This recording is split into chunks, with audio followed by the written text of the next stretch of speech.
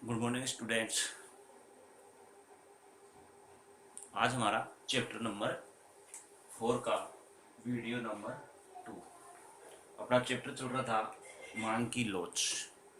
मांग की मांग की लोच में हमने मांग की लोच की जो परिभाषा थी उस परिभाषा को हमने स्पष्ट कर लिया था और उससे संबंधित जो भी सवाल थे उन सवालों की व्याख्या भी कर ली थी। 4-5 सवाल मैंने आपको कॉपी में नोट्स में दिए थे, वो आपने कर लिए होंगे।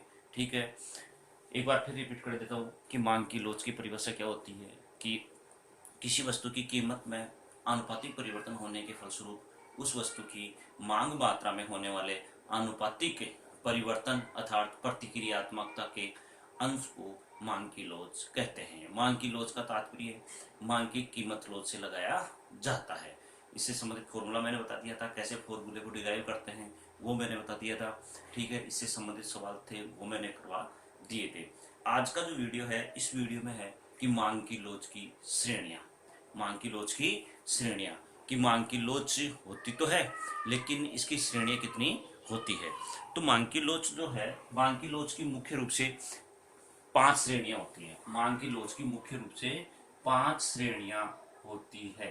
अब ये 5 श्रेणियां होती कौन कौन सी है, देखो कि मांग की लोच की श्रेणियां। सबसे पहले पहली जो श्रेणी होती है मांग की लोच की वो होती है कि जब मांग की लोच ई पी इक्वल टू क्या हो, इन्फिनिटी हो। मांग की लोच क्या हो, इन्फिनिटी हो। ऐसी स्थिति में मांग की लोच होती है, इसको बोलते हैं पूर्णतया पूर्णतया लोचदार।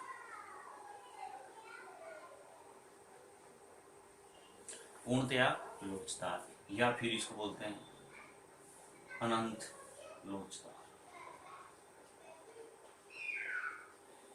ठीक है, जब मांग की लोच ई पी इक्वल टू क्या होती है, इन्फिनिटी होती है अर्थात जब मांग की लोच अनंत होती है, ऐसी स्थिति को बोलते हैं मांग पूर्णतया लोचदार है अर्थात अनंत लोचदार है।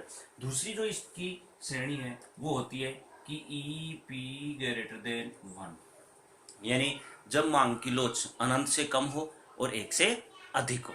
ऐसी स्थिति में जो मांग की लोच होती है उसको बोलते हैं कि मांग की लोच क्या होती है, लोचदार। लोचदार या फिर इसको बोलते हैं अधिक लोचदार। अधिक लोचदार या फिर बोलते हैं इकाई से अधिक लोचदार। इकाई से अधिक लोचदार। इकाई से अधिक लोचदार जब मांग की लोच इकाई से अधिक होती है। तीसरी जो इसकी श्रेणी है मांग की लोच की वो है ई पी इक्वल टू 1। तीसरी जो मांग की लोच की श्रेणी है वो है ई पी इक्वल टू 1, यानी जब मांग की लोच इकाई के बराबर हो तो इस स्थिति को बोलते हैं इकाई लोचदार। इकाई लोचदार लोचदार।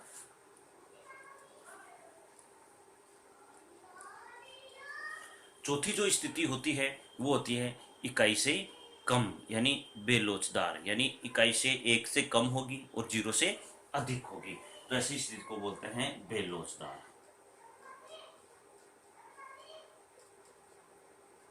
बेलोचदार या इकाई से कम या इकाई से कम लोचदार। इकाई से कम लोचदार, ठीक है, या इसको बोलते हैं कम लोचदार।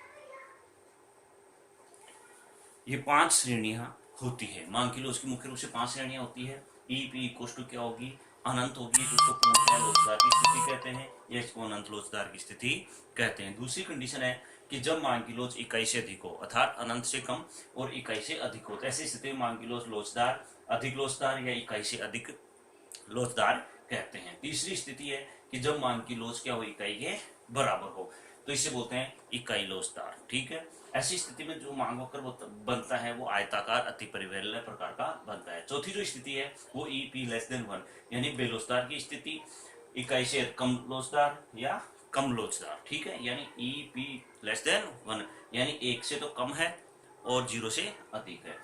पांचवी जो श्रेणी है वो है ईपी इक्वल्स टू 0, यानी जब मांग की लोच पूर्णतः क्या होगी, बेलोचदार होगी। ईपी इक्वल्स टू, अब इनकी एक एक करके इनका रेखा चित्र की सहायता से अध्ययन करते हैं। सबसे पहला है अपना ईपी इक्वल्स टू अनंत, इन्फिनिटी। ठीक, पहली अपनी जो श्रेणी है वो है ईपी इक्वल्स टू इन्फिनिटी, पूर्णतया लोचदार या अनंत लोचदार की स्थिति। ऐसी स्थिति में क्या होता है कि पूर्णतया लोचदार की स्थिति में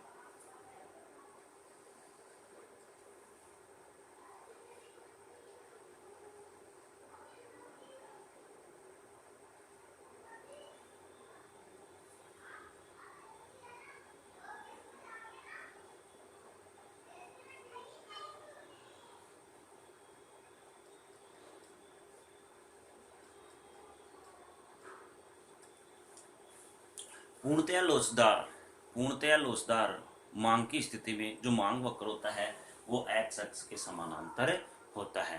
पूर्णतया लोचदार मांग की लोच की वह श्रेणी है जिसके अंतर्गत किसी वस्तु की कीमत में बिना कोई परिवर्तन किए मांग मात्रा अनंत हो सकती है, यानी जितनी चाहे व्यक्ति उसको घटा सकता है, जितनी चाहे उसको बढ़ा सकता है, जब मांग की लोच क्या होगी, अनंत होगी। ठीक है, ऐसी स्थिति में क्या होता है कि जैसे ही किसी वस्तु की कीमत में थोड़ा सा या तनिक सा भी परिवर्तन होता है तो एक व्यक्ति उसकी मात्रा है वो शून्य घटा देता है या शून्य मात्रा कर देता है। ठीक है, ऐसी स्थिति में मांग की लोच होगी वो अनंत होगी, इन्फिनिटी होगी। यानी बाजार में जो प्रचलित कीमत है, सपोज करो कि बाजार में जो प्रचलित कीमत ओ पी थी, तो एक उपभोक्ता ओ क्यू मात्रा में मांग करता था। ठीक है, और ये ए बिंदु के ऊपर था। ठीक है, अब इसी कीमत पर चाहे तो वो मात्रा बढ़ा सकता है, यानी ओ क्यू वन कर सकता है, और चाहे वो मात्रा को घटा सकता है, यानी ओ क्यू टू कर सकता है।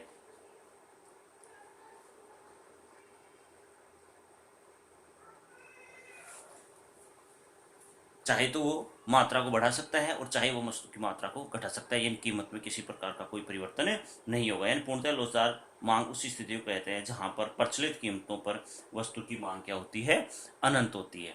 ठीक है, अपना जो पूर्ण प्रतियोगिता बाजार होता है, पूर्ण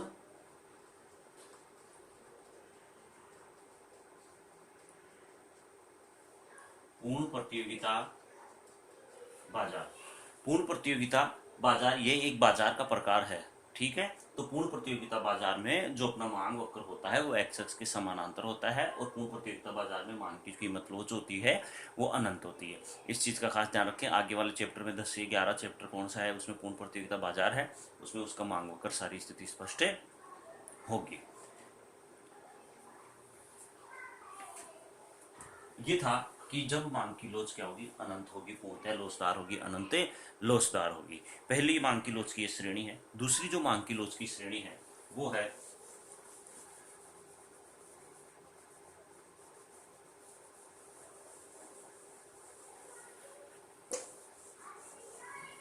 लोचदार, यानी जब मांग की लोच क्या होगी, ग्रेटर देन 1, तो मांग की लोच क्या होगी, लोचदार होगी। यानी दूसरी श्रेणी है कि जब मांग की लोच क्या होगी, लोचदार होगी। लोचदार का मतलब है इकाई से अधिक होगी।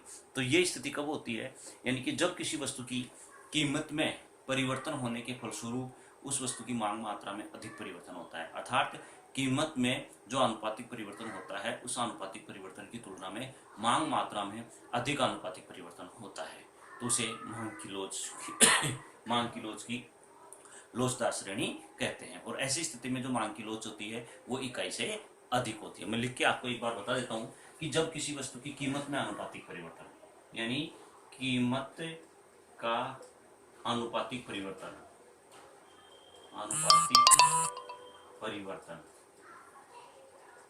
परिवर्तन अधिक होता है, कीमत में आनुपातिक परिवर्तन से मांग मात्रा का आनुपातिक परिवर्तन, यानी किसी वस्तु की कीमत में आनुपातिक परिवर्तन की तुलना में उस वस्तु की मांग मात्रा में जो आनुपातिक परिवर्तन होता है वो अधिक होता है। ऐसी स्थिति में मांग की लोच होती है वो लोचदार होती है। ठीक है। और ऐसी स्थिति में जो मांग वक्र होता है वो न तो वाई एक्स के समानांतर होता है और न ही एक्स एक्स के समानांतर होता है। ऐसी स्थिति में जो मांग वक्र होता है वो ऋणात्मक ढाल वाला होता है, लेकिन कम ढाल वाला होता है।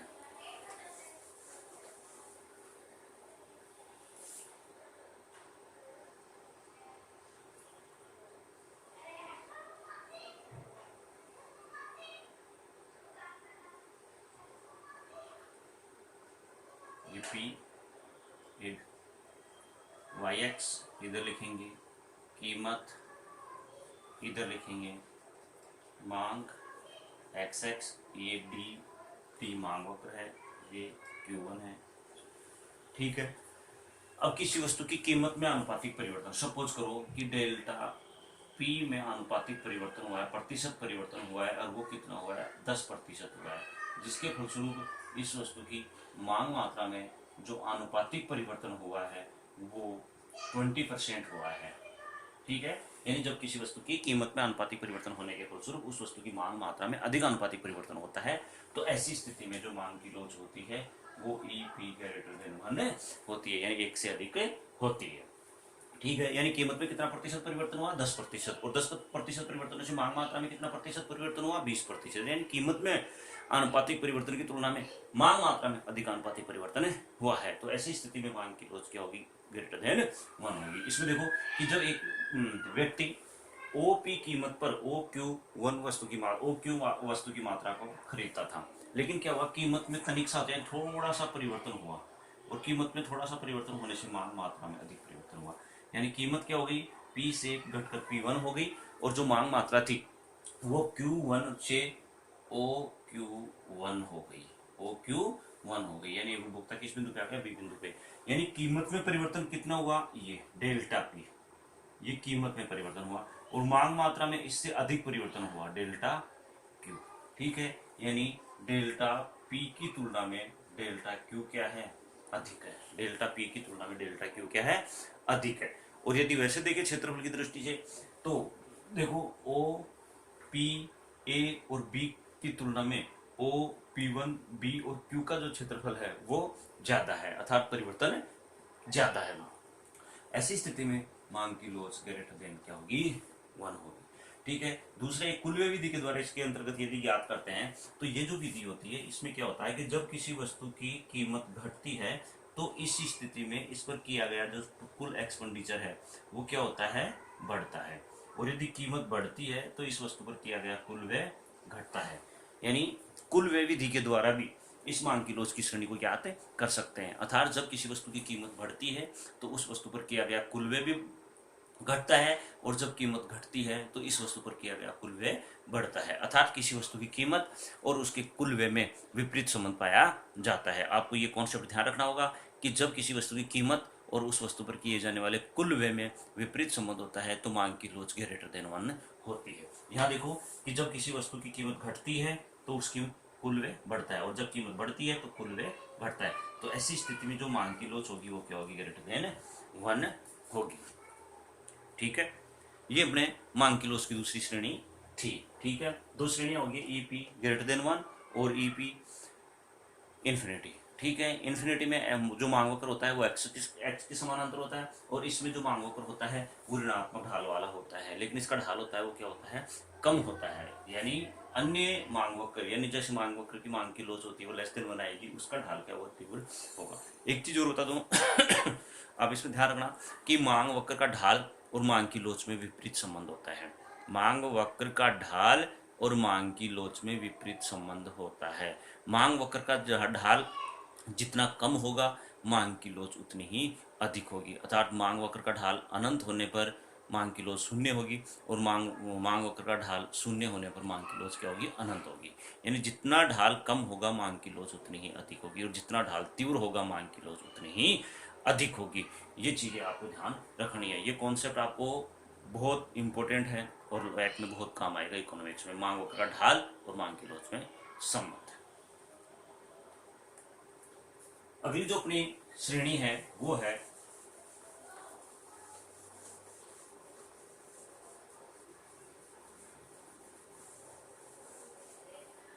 मांग की लोच की जो तीसरी श्रेणी है।